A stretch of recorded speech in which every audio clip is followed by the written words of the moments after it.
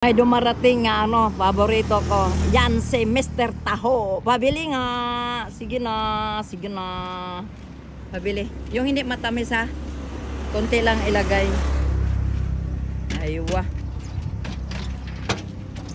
Yan, taho, taho. Taho mo diha.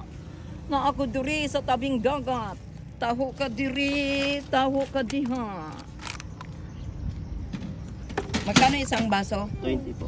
20? Pwede 25? Meron din po. Yun lang din. Yan. Yung dalian mo yung kayapit ang oras. Ayan. Wow, init pa ang taho niya, oh.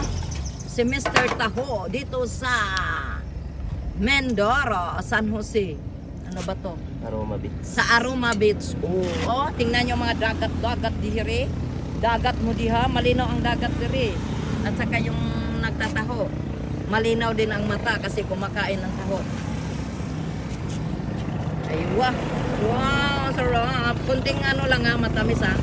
Isang ano lang. Scoop. Oh.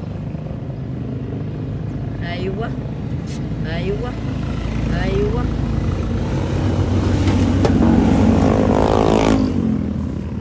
Yan, lagay ng konting matamis. Oops, tama na.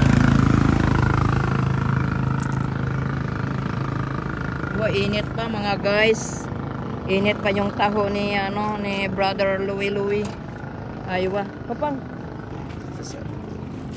Thank you. God bless. Yan. Okay. Cheers. Aywa.